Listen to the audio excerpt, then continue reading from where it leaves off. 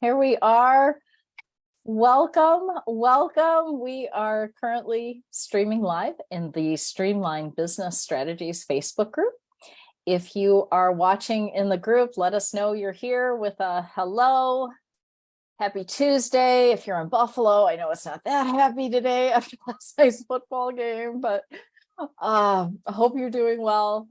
Maybe just put in an emoji that reflects your mood, whatever strikes you. If you're watching the replay, let us know when you're watching later. Also, if you're watching on YouTube or listening on the Small Biz 101 podcast, hello to you as well. Thank you so much for being here. And if you like what you're hearing, please hit the subscribe button. Now, I do these interviews once or twice a month to support small business owners by providing guest experts in areas needed by entrepreneurs. If you've been watching or listening for a while, we've done legal support, mindset support, all kinds of free, powerful resources through our local libraries, utilizing an online business manager. Next up, we have someone coming in to share about website accessibility for people with disabilities. So we've had a really great variety of people coming on this. And today I'm so excited to be talking with Liz Snyder. Elizabeth is a women's portraiture artist, confidence expert, and workshop leader, passionately committed to helping women feel their best. And I know she does that because I have been a client of hers over and over and over again. Liz has decades of photography experience and has won many awards for her artistry. Some of these awards include the Portrait Masters competitions, the Castellani Art Museum's 2020 Vision Women Artists in Western New York exhibition, and the WeddingWire Couples Choice Award, as well as the top 10 photographers in Buffalo through expertise. And I totally agree with all of those. I think you're amazing, and I'm so happy to have you here, Liz. Well, thank you so much. And same, I'm very happy to be here. Fabulous. And again, if you're watching, come on in, let us know, say hello. So Liz, let's just jump right into this. Would you share a bit more from just your own perspective off the top of your head? Tell us a little bit more about the work that you're currently doing, because I know, there have been some shifts in the last year. There have been. So I am niching into women's portraiture. I will still photograph men, but for women, what I tend to do is I can connect with them a little better. I can make them feel very comfortable in front of the camera, which is nerve-wracking for most people, and make them excited to do it again. So I do headshots, I'll do branding, we do boudoir, anything kind of portrait studio related is where we're at right now. Yeah, and as I just said, and as you know, I love your work. For anyone watching here, any of my professional photographs that you've seen from the last 4 years have all been taken by Liz. She's just been so amazing. And like you said, just connects so well and makes a person feel so comfortable. I look forward to the sessions with you. And so I really appreciate that. Well, and related to that, from your perspective, would you share, why is headshot photography so important for professionals? As most of the people here are solo business owners, entrepreneurs, business professionals. Would you share about that? I would love to. So headshots are, it's your first impression. Whenever you are going out for a new job or a promotion or trying to get that client, people who hear your name are going to cyberstalk you. They're going to go straight to Facebook or LinkedIn or wherever it is that they, is their happy place.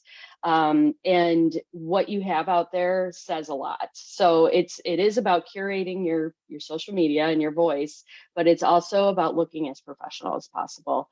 And you can always tell when it's a bathroom selfie versus, somebody who's actually had a professional photo. And it tells your clientele, your employer, whoever, that you're serious about what you do. For my daughter's school right now is looking for a headmistress. And although putting headshots on resumes is still kind of not great because HR doesn't want to do that because that's not a good thing. But for the candidates for headmaster, they wanted the parents to kind of put their input in, and they sent out headshots with everybody's kind of CDS or whatever it's called, the Mhm. resume.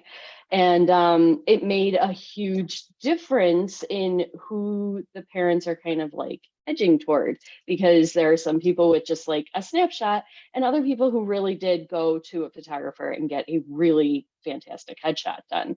And it says a lot about who they are and how you want to present yourself. You mentioned the bathroom selfie. What other mistakes do you see out there with people doing with their headshots? All right, so there is that one. There's the one where, you know, maybe you're wearing a strapless dress or you look really cute at the beach and you snap a selfie and you put it on your professional page, and of course it cuts as a headshot, so it looks like you're not wearing anything.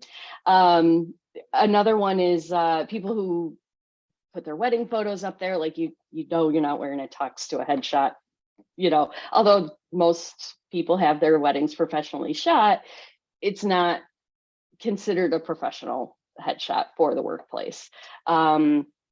Otherwise, there's just, you know, bad lighting or doing it yourself, or, you know, like even having a friend do it. Because honestly, we have great cameras, all of us now, like they're on our cell phones. We have access to fantastic lenses and everything else from the apps and whatever it is.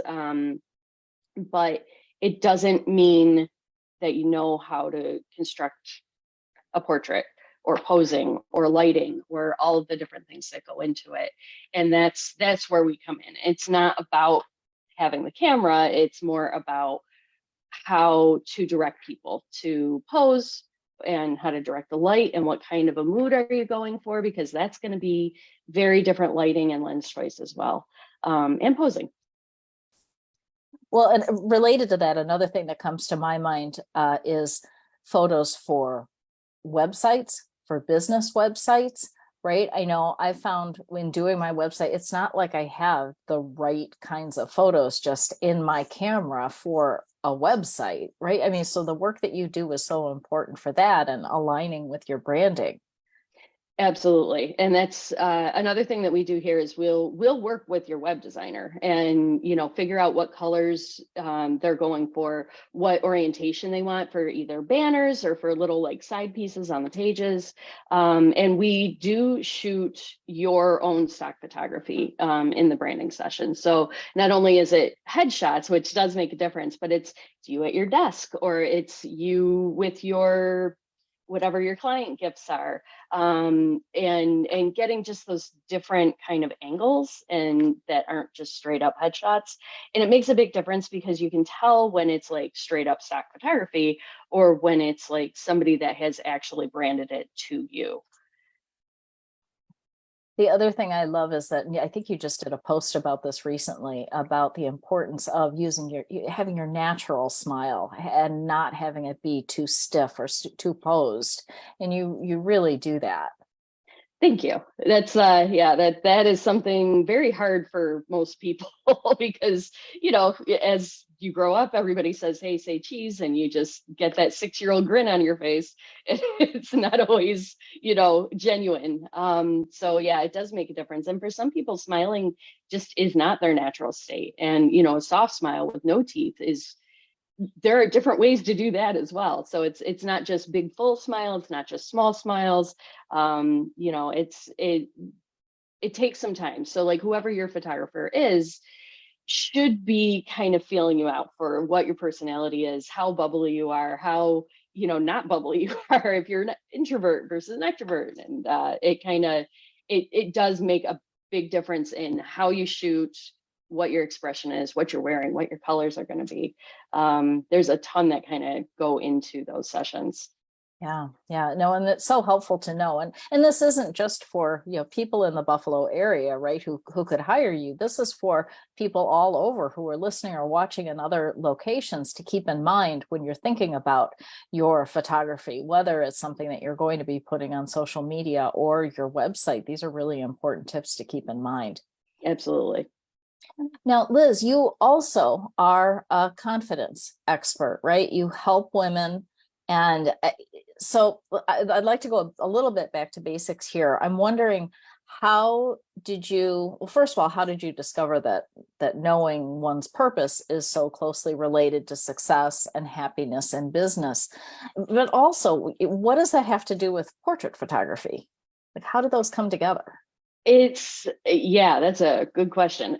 So through my sessions, because it's one-on-one usually, and my assistants around and everything else, but while you're getting hair and makeup done, like, what else are we going to do? We're going to sit there and we're going to talk. And I am always very interested in what other people do for a living. So I knew that this is what I wanted to do since I was little. Like, I knew that this was my thing. And I eventually got there as an adult, but not everybody does that. So, like, I am always really interested in why people are in the career space that they're in, how they got there, especially if it's not like, I want to be a ballerina. If you're a lawyer or a pharmaceutical rep or whatever it is, like, what led you to that? What did you want to do as a kid? Usually kind of dictates like whatever you're doing now and how happy you are in that.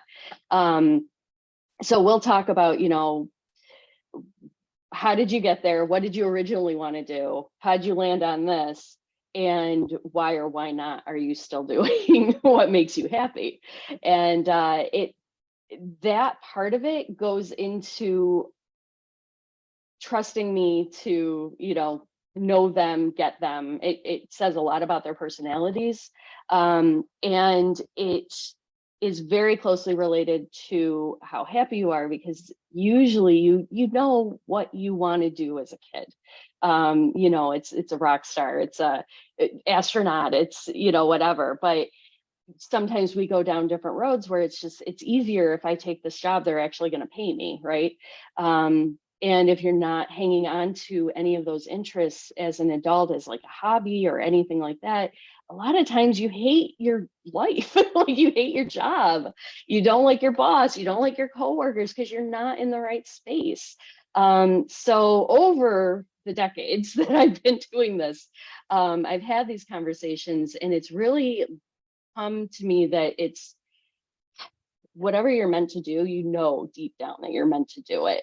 So the answer to what is my life's purpose is never that difficult. It's more getting over the fear and getting over the what are people going to say kind of deal, that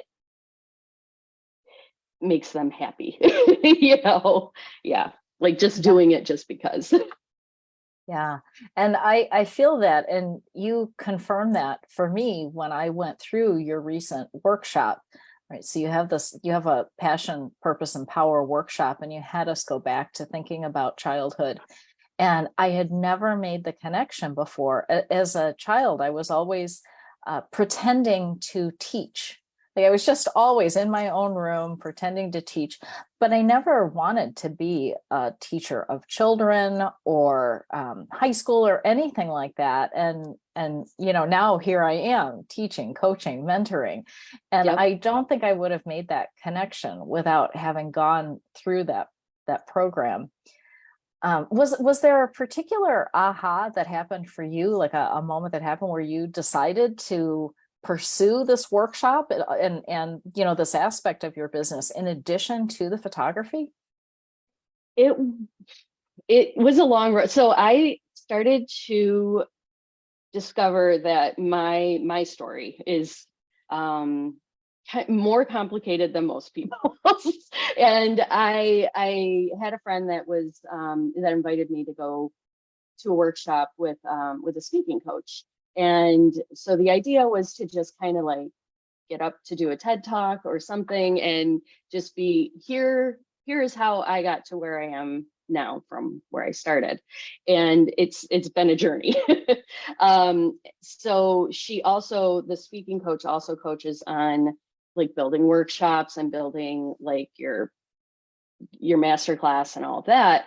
And it's supposed to fit into your talk. And I was kind of surprised that more people are not teaching on finding your purpose and making it your power, so it came to me through speaking on on my story. And that there are a lot of people that don't stay true to what they really want to be doing. And it doesn't have to be like a brand new pop singing career, right? Like it's just learn a couple of chords on the guitar and start playing and putting it out there.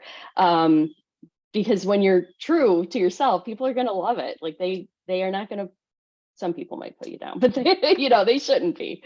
And, being authentic is going to really help you understand that is where your happy place is. So it's, it just kind of, it kind of evolved. It's been a long, been a long ride. Oh my goodness. Well, it's been fabulous. I've loved watching you progress in doing this, because it is so important. And I think it's important to keep in mind too, like you said earlier, that doesn't mean that you're going to take on a profession as a rock star or be in a band or sing or something like that. But it could be a hobby that you just take time for on a regular basis that helps fill up your soul.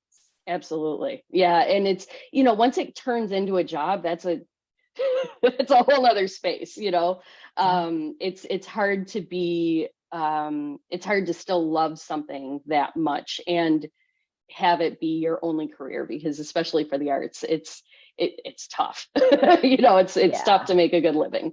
But if you can recognize that, like, you're content where you are, maybe, in life, like you have a good job, you have a home and whatever, but you just need that little something extra. And it's not to necessarily pursue it monetarily. It's just to be happy, have a talent, have a hidden talent that nobody knows about. It doesn't have to be as like full on or not. It can just be, the little creative things that make us all really happy. Oh, definitely. And so often we're just going, busy, busy, busy, that we don't take the time to think about what are those things that I'd really Absolutely. like to embrace again. Yeah. All right. As a solo business owner yourself, I know you have a team that helps you, but for the most part, you're the person behind the marketing, the operations. You do the photography. And you've been doing really well at this. You've been doing this for quite some time, and now you're making it even more powerful, and it's showing. So I'm curious, and what comes to mind for you for like the one or two key factors that you feel have led to your success, particularly recently? I think sticking to my guns about what I do. Like I'm not a wedding. I mean, I used to be a wedding photographer. I'm not a wedding photographer. I don't specialize in little babies or kids. And really sticking to, I love photographing women of a certain age, in a certain place in their life. And that has really helped me niche and make sure that everything is cohesive on all of the different platforms that I'm on. And people, when they look at what I do, they know what I do. They look at the website, they know what I'm doing. And it's the same throughout everything. So being consistent and sticking to your guns about that is really a big deal. Also, so like I've had a ton of coaches over the years, and in business, for business especially, because I'm a photographer. I don't know how to math, like, so I've needed some help on that end of it. And there are people that'll give you, the advice that worked for them, which is great. Doesn't mean it's going to necessarily work for you. So when something feels maybe a little icky or bad for you and how you are perceived through your business, like, don't ignore that. Stick to what makes you feel good and come up with a compromise, because the tips that you get from different people, of course, are going to work for you if you're the same experience as them, but that isn't always the case, and that's okay. Like, take those ideas anyway and kind of flip them around to make them work for you, and know when to do that. Know when, you don't have to take everything like by the letter, and you can kind of change things up. And that's made a huge difference for me. I'm so much happier now that I'm not trying to do all of the things that maybe work for, somebody in a bank than, somebody who's more in a creative field like I am. Yeah, yeah. And I've seen you do that in the last, particularly probably the last 12 months or so, or even within that, like shifting from what people say you should be doing to, all right, what really feels in alignment? And then Mhm. it just all comes together so much more easily, doesn't it?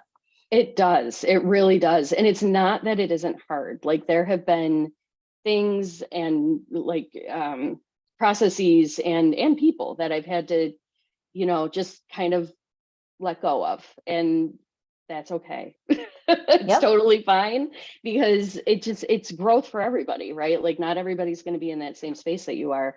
And that's kind of that is a hard thing, especially when it's family or friends that are really close. um it's it, they aren't always, they know you a certain way, and when you start to change and they notice that and you're not like in that same space that they are anymore, you can get some resentment and some kickback, and knowing what's right for you is part of that confidence piece. And knowing that it's okay to let it go, it's, yeah, it's not always super easy, but it's very freeing. Oh, absolutely. And you may have just answered my next question, because I asked about what do you think are the keys to your success, but also what would you say have been the biggest one or two hurdles or challenges that you faced along the way and how you overcame those? It's sticking with it. Sticking with it has been extremely hard, especially over COVID the last 4 years or whatever we've been dealing with it. Knowing that the universe has your back, whatever you believe in, but trusting that it's going to work out, and trusting that even if something isn't quite going your way, like knowing how to pivot and how to change gears, like on anything. Okay, this isn't working. Why isn't it working? And what can we do better? And just because if you're not changing, then it is going to fail. Like nothing, it isn't going to work. The world is changing and we need to change with it. Yeah. Yeah, sorry for lack of, I'm rambling, but yeah. No, I completely agree. And you're not rambling at all. No, I think that's all really important. The combination of going with what is most authentic and then taking the action, being out Mhm. there, doing the work, but having it be really aligned work. And that goes back to, that link between the photography and the purpose, right? When you Yep. are on purpose, when it is something that you're passionate about, that you have in your life, it's so much easier to trust, to have that trust that you mentioned. Yeah, no, for sure. It's hard to trust your gut, especially when you're used to taking direction from other people, but knowing that this is what you need to do is very important, and listening to that intuition is, you always know, right? Like you always know what you want to do, because you'll go through the pro and con list and be like, oh, but I don't care. I really just want to do it anyway. Yeah, yeah. Yeah. But sometimes I think people go so long taking in what others say and thinking that that's true, that it can be a process. It can be difficult to get back in touch with what your own heart and gut and head Yep. tells you to do. That combination of, oh, this is really right. Sometimes you can be so far from that it really does take time and a process to get there. But Well, it does. and And even if you do have support, like outside of yourself, you still have that internal voice that is probably talking to you in a way that you wouldn't let anybody else talk to you, right? heck yeah. So it's telling that voice to shut up too. Such a good point. Absolutely. Yeah. So if you're listening or watching this, you see why Liz is really good at all that she does, both the empowerment and the confidence work, as well as the photography. So thank you, Liz, for sharing about that. Absolutely. Looking toward the future, what are you most excited about for, say, the rest of the year or next year for your business? I'm very excited to be growing. This is, why I do what I do. But I am going to be shifting a little bit. So yes, I'm still doing photography regularly in the studio. But I am working on a short book, which I'm very excited about. I do have a talk that I'm ready to go out into the world with. And I'm going to be if not the workshop, it may look a little different. So it may be more of a course or something that I'm doing, but I haven't gotten all that straightened out. But the book is what I'm working on now, and I'm very excited. Oh, that is exciting. Oh my goodness. So for anyone who wants to keep on top of this and follow you and find out when the book comes out or contact you about anything that you've spoken about so far, what is the best way to reach you? The best way to reach me is email. It's very long, and I apologize. It's Elizabeth@elizabethsnyderphotography.com. I did not think about that before I made it. And So I will email, put that. yeah. I'll put that in all of the notes and comments and all that good stuff. So Thanks. it's right there for people. But yeah, I'm Elizabeth Snyder Photography on just about every social media platform. It's my website, and you can find all my contact there. Good, good. All right, and just kind of a wrap-up question. Is there anything that's come to your mind that you feel is important to share about anything we've talked about, or something else that maybe I haven't asked you about? Absolutely. So if you are looking for a headshot photographer, like if you have not had a headshot in the last 3 to 5 years, it is time. It's absolutely time to get one. Be What's the word? I'm so sorry. Be selective. So interview people. Don't just go with whoever pops up on Google first. Go through a couple of, different people, see if they vibe with you.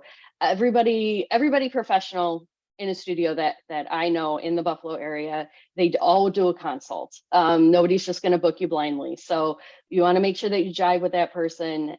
It's extremely important if you want it to look like you and the way that you want to be perceived. So yeah, just do your homework, because I know I'm not for everybody, just like somebody else isn't for my clients. So it's very important because it is such a personal piece. Great advice. Well, thank you, Liz. Thank you so much for coming on and sharing your wisdom. I really appreciate you being here. My pleasure. Thank you. Yeah. And thank you to our audience, whether you're here in the Facebook Live or on YouTube or listening to the podcast, for being here. And I'm sure taking away some nuggets of gold for your own business. Join us next.